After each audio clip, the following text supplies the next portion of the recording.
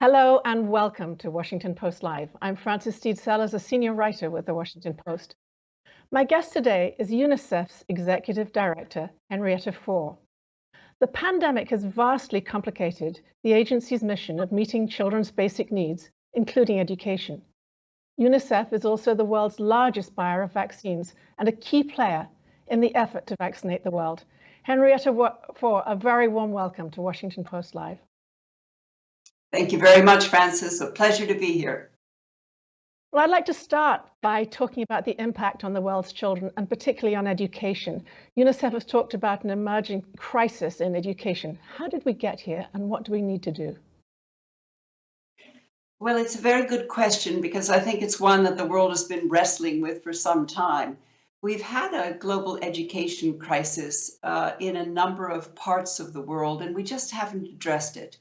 So children have been going to school, they've been sitting on a school bench, they've been sitting in front of a desk, but they haven't actually been learning. When you look at the World Bank numbers, children by the age of 10 are not able to read and comprehend a paragraph. It's just not good enough as the world. So we entered the pandemic already with a crisis on our hands, one that was not well addressed. But now with the pandemic, we have a much bigger crisis, Frances. We have 168 million children who have not been in school for the past year, and we are very worried that a lot of children will not be coming back into school. And some of that is because their families have lost income and they're not able to pay the school fees. We're particularly worried about girls. Two boys could return to a classroom, but only one girl, and that would be tragic for our world. So in many ways, our indicators on education are going backwards, and it's been a crisis that's been brewing for a long time, but I think now we really have it in front of us. We can all see it with our own children in our own communities, and we have to do something about it as the world.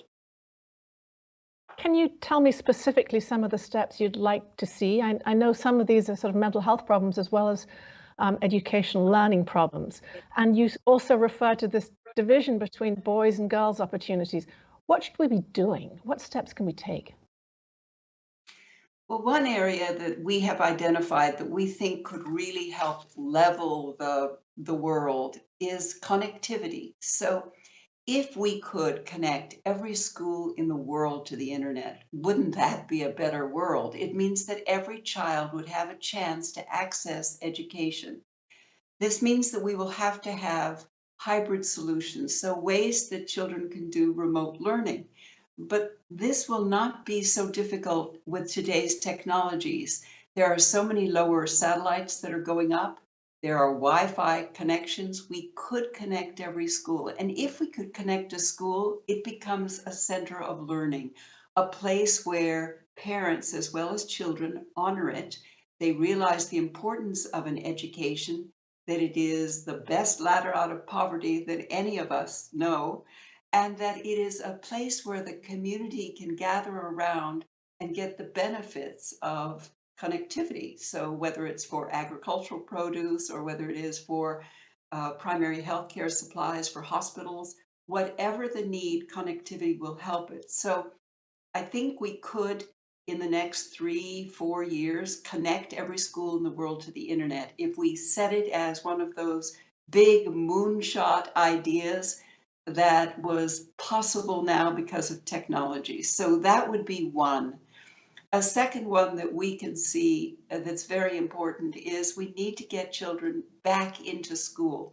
So schools should be the first to open and they should be the last to close as we are thinking about lockdowns. There are more than 168 million children who've been out of school this past year. And all of us will bear the responsibility to make sure that there is catch-up education for these students. As you know, Frances, there are lots of teachers that are also out of school because they're home looking after their children and being in the community. So they are struggling to look after their homes, be parents, but then also be a teacher, be in their family and in their community. And this is a big responsibility. It's one that's made harder in the time of COVID. and it is one that is it's a challenge in many, many ways. Remote learning is something that we are just beginning to understand as a world. I think we will learn how to learn remotely. We will learn the importance of artificial intelligence, the many routes of learning. So it could be by radio, by television, it can be by cell phone, it can be by tablet, but we have to be able to learn in high tech, low tech, and no tech environments around our world. So you speak very compellingly about the needs to connect people to the internet, but who will drive these connectivity challenges? Is this a government or a private sector obligation? And how do you see it going ahead? So, Francis, you're right. It is the government where it starts because these are national education programs, national curricula. But the private sector has an enormous role to play here, and they are the enablers, and they are the ones who will make it sustainable.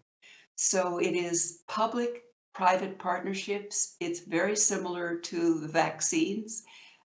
It is the development of education programs that can be accessible to all, that are placed on national platforms and are available to teachers and schools. So let me give you an example. In Timor-Leste, the national government came to us and said, we really would like to have a national platform to be able to offer our national curriculum to students everywhere. So with Microsoft and with the University of Cambridge, we had developed something called the Learning Passport. It was originally created for refugees so that they could access their national curriculum wherever they were in their home language, and they could keep up on their studies. So we rolled this out in Timor-Leste. Every school, every student could have access to the national curriculum. It is those kinds of initiatives that you realize that you can use the national government, but you also need your private companies involved, and you need everyone to gather around it and realize that these are new learning tools. We did not know how much we needed them until COVID-19 hit.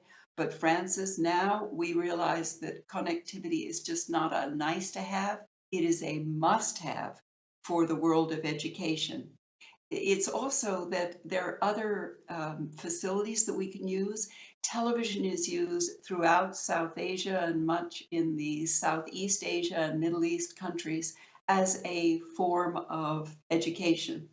This is very important, but when you look at the divide between rural and urban families, a rural family, let's say in Chad, 1 out of 100 would have a television. In an urban center in Chad, it would be 1 out of 3. So you have such a disparity that you need some other tools. Radios are another good one, but not everyone has a radio, or if there is one radio in the family, then maybe it isn't every child that gets to be on the radio for their class. And if you are a family that only has one cell phone, your father has to use it, your mother has to use it, your older brother, and you're the youngest girl, you're probably not able to access your school curriculum and your lesson plans online. So the availability of devices will be a very important addition that the private sector can put in, as well as the connectivity. You know, if you can download educational materials at 0 rating, it means it's affordable and accessible to everyone, whether you're a teacher or a school or a student, and that will make a big difference. So public and private both have very big roles to play, but we could come out of COVID stronger in the education sector in both quality and quantity of children reached if we really created this as a mission that we as a world would solve for young people, for this next generation. Of course, some of these problems exist in this country. In the developed world, wealthy Western countries have huge inequities in connectivity. But take me into some of the conflict zones you've talked about and play out some of the problems there for education. I know that you addressed the Security Council this week about Syria. Yes, so Francis, it is different in the countries that are in conflict and in these fragile countries. So let me give you a statistic that says it all in one statistic. The Democratic Republic of Congo, the number of students that can access remote education, 2%. It's so small that you realize it's not something that you can count on. In Syria, we were talking in the National Security Council about the fact that we are now 10 years on in this conflict.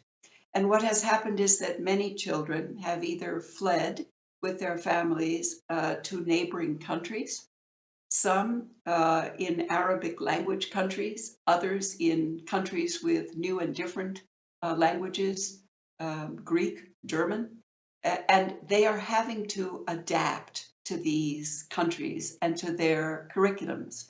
And yet they want to return to Syria, and thus, how do you keep them both connected to their national curriculum and learning these new curriculum? Because children need an environment, they need an ecosystem at school so that they have friends and teachers and a sense of belonging and place. And that means that they have to learn the local languages and customs and curriculum and keep up with their classmates. So language lessons and the ability to translate languages, the ability to let curriculums cross borders is a very important part for Syrian children. But there are also Syrian children that are internally displaced. They have fled out of one part of the country into another part of the country. They are new to a community. They are not socially integrated. And schools can be places for social integration, for where communities come together so that they have a sense of identity and a sense of accomplishing solutions together. And in these communities, some of the children who are arriving do not have education in the last 2 or 3 years, some 5 years, some 6 years, and so they're going to have to catch up. So we've developed some curriculums that are remedial. They are accelerated curriculums. You know, if you're 16 years old, you do not want to go back to be with 10-year-olds in the class.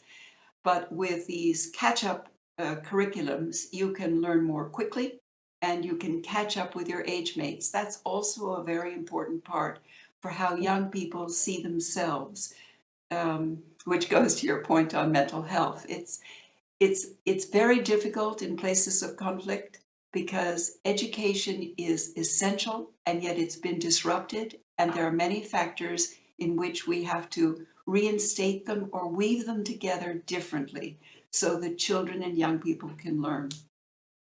So over the past year, we've learned a lot about how the virus behaves and infectivity rates and things like that. What have you learned about the data on the loss of learning as opposed to the risk of infection? And what sort of precautions do schools need to take as they prepare to reopen?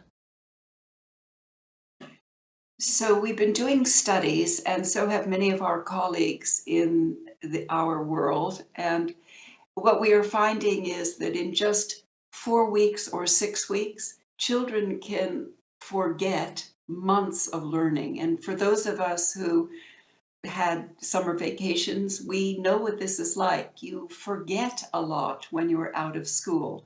So it is essential that we try to keep the schools open. And to do so, to your point, it is to keep them open safely. And there are lots of good practices. We are seeing them all over the world and we are learning from each other. So some are that schools are opening with the ability to have desks 6 feet apart or 3 feet apart.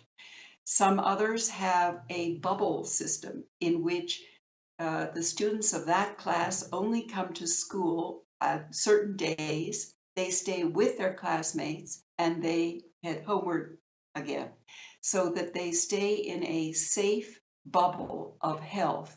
And that allows that class to move through primary school or secondary school. There are others who are having classes outdoors.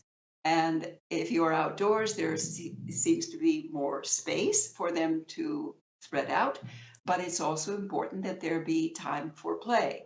So they have organized the ability to have play and learning at the same time outdoors. But there are many ways to do it.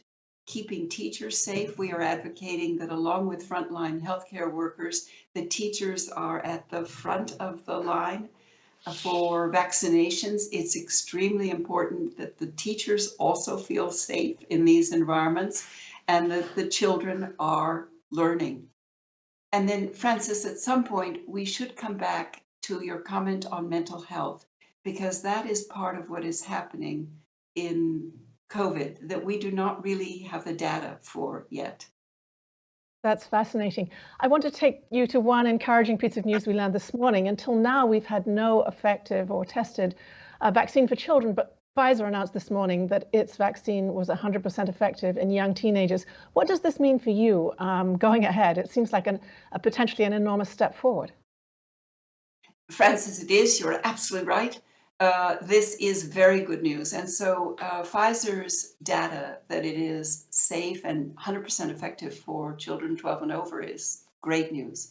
We now have a number of manufacturers who are testing their vaccines on children. And as soon as these trials are over, we are hoping the vaccines might be available for children when the schools open in September in the Northern Hemisphere. And it will be important for children. It will be important for families, for parents who worry that their children may not be safe going back to school. A vaccine will give them that sense of comfort.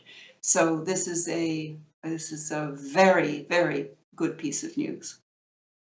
Well, I want to ask you a little bit now about UNICEF's role in this enormous, ambitious vaccine rollout around the world. And maybe you could start by telling us a little about who the players are and where UNICEF fits. I know there are a lot of acronyms here, so you'll be addressing a lay audience as well as a specialized one, but just give us a rundown of where UNICEF fits in COVAX and what's happening going ahead.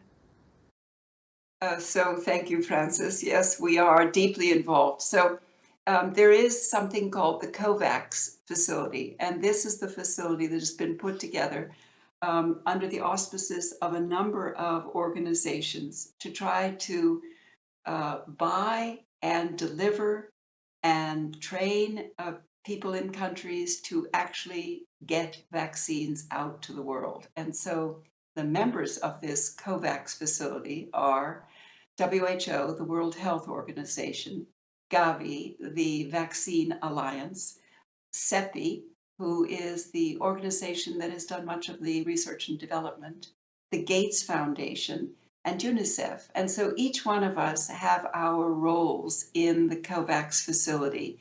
And in our roles, we are doing vaccine procurement. We do it from the public and private sectors, but most of the manufacturers are private corporations, but they live within their own countries, and thus they have certain regulations. So WHO will approve the vaccines. We then are able to buy them with advance purchase commitments. We are able to move them into the countries with the help of many private sector players. The World Economic Forum has been great about gathering a group of private logistics, airline companies, transport companies. We need all of them to get vaccines out to 100 places in the world and every week if possible. So we get them out to the countries. We then help the countries to develop national plans. We've been doing this with the World Bank so that they can train their people, that they can have good cold chains. And a cold chain means that you have refrigerators at the right places along the cold chain supply chain so that vaccines can stay at the temperature that they need to stay so that they will be safe and effective. And so we have 70,000 refrigerators that have gone out. We have many of them that are solar powered so that when you're in a rural situation, you will still have your refrigerator operating for the vaccines. And then we also work with the national governments to talk about vaccines and how important they are, that vaccines can keep you safe. There is, as you know, Francis, vaccine hesitancy. because people have questions, very understandable, about whether or not vaccines would be safe, if they should give them to themselves, their children, when could they get one, and do they have any underlying conditions? Well, we have been clear that vaccines are your best defense against COVID-19. There will be many variants coming out, and the sooner you can get vaccinated, that is the best. So we're hoping that in every country we can get through the vaccine hesitancy, that much of the misinformation that you see online, that can be overcome, that people will trust the sites and the government for talking about what are trustworthy vaccines. But this consortium of COVAX is the one that's at work. We have a priority list of countries in which we are going to the neediest first, and we are first reaching out to the frontline healthcare workers, the doctors and nurses who need to be protected. They are number one on all of our lists. So we hope to get enough vaccines into the COVAX Alliance that we can meet the needs in the 82 low-income countries and low-middle-income countries. These are the most important. But Francis, it's building on a system that's already there, because you might say to yourself, well, why UNICEF? Why are you involved? Well, UNICEF has been moving every year 2 billion vaccines out to the world. We service about 100 countries.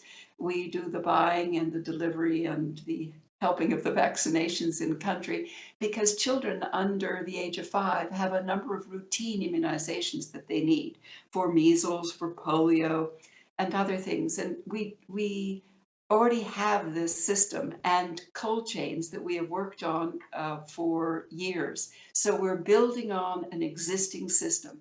With COVID-19, we are now buying another 2 billion vaccines. This is for 2021.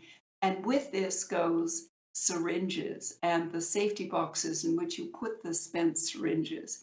It goes with personal protective equipment, all of the things that you need in a primary health care clinic. So treatments and diagnostics, test kits, very important. So UNICEF does this purchasing and getting it out into the countries.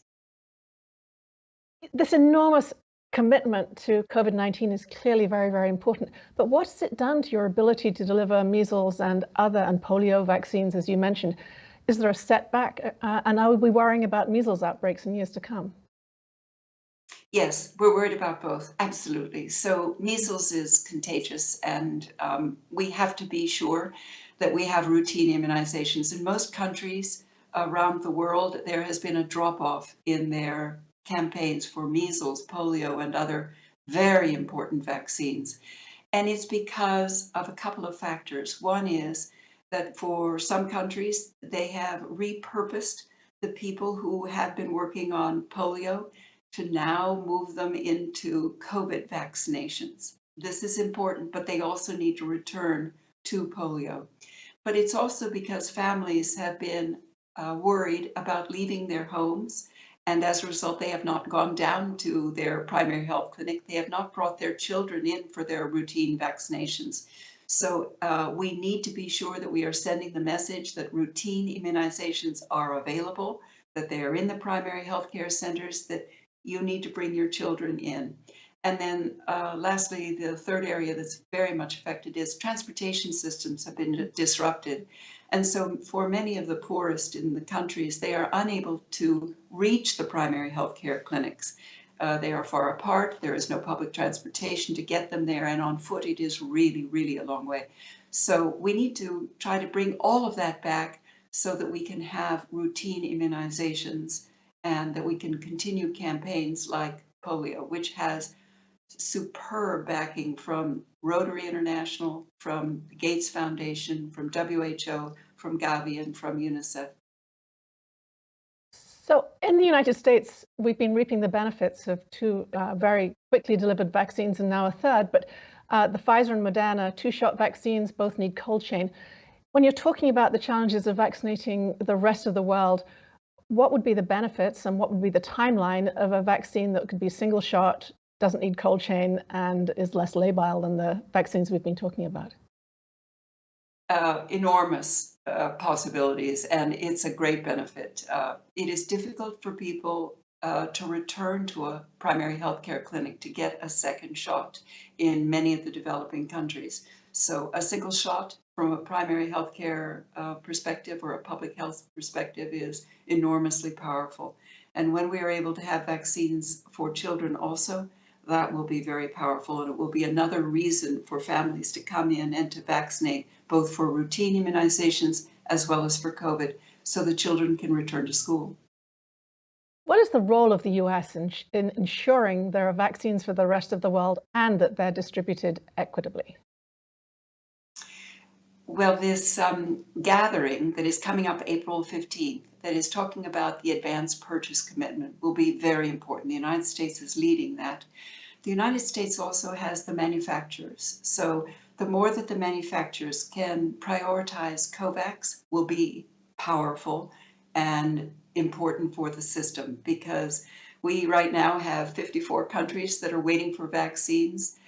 We need 50 million vaccines in April. And without those manufacturers, we cannot meet that goal. We could also use donations from countries like the United States. When they feel comfortable, can they share them with the developing world? As we know, if not everyone is safe, no one is safe.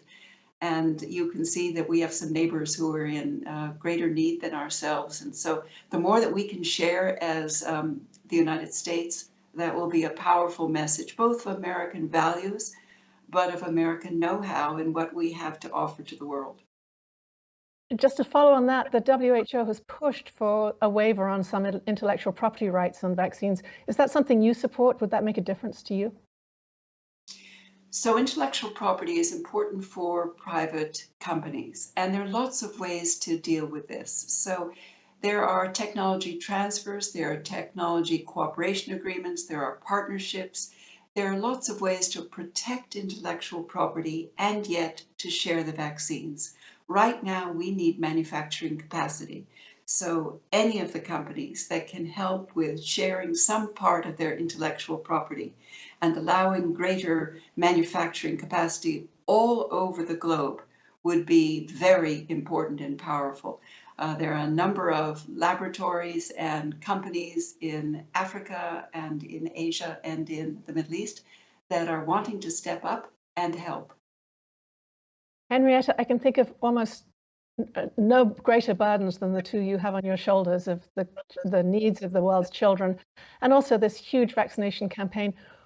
As my last question, what keeps you up at night, and what do you feel most hopeful about? So might I go back to mental health? I think Right. mental health is a shadow pandemic that we really don't understand yet. We have never done enough research in mental health as a world. We do not really understand how it affects children or adolescents. And for us, we can see that there's a very strong effect of being out of school and being at home. Many children are experiencing a time in their lives that they have never had. School for many is an outlet. It's a place of safety. It's where they have their friends. They have someone they can talk to. In many homes, there is much more violence, physical violence, sexual violence, and now online violence. So how children deal with that, how they can be educated to keep themselves and their friends safe, is a massive challenge. It's one that the world hasn't really addressed. As adults, we can see that our mental health and that of our coworkers and friends and family is affected, but it's even stronger for children and particularly for adolescents. So that keeps me up at night. And Francis, we could use more help and fundraising for mental health. And what gives me hope? Oh, it's the young people. They're filled with dreams and excitement, and they see a world that's better and stronger. And that's the world we can deliver to them. So it's a wonderful time to come out of COVID stronger, and let's go change the world, Francis. Change the world. That's a wonderful message to finish on. Henrietta Fore, thank you so much for joining me today. It's my pleasure. Thank you. Thank you. That was enlightening and sobering at the same time. That's all we have time for, but at 3 p.m. this afternoon, my colleague Anne Hornaday will be back with the creative minds behind the Oscar-nominated film Crip Camp, a disability revolution. Please join us 3 p.m. Eastern. Thank you very much for joining Washington Post Live.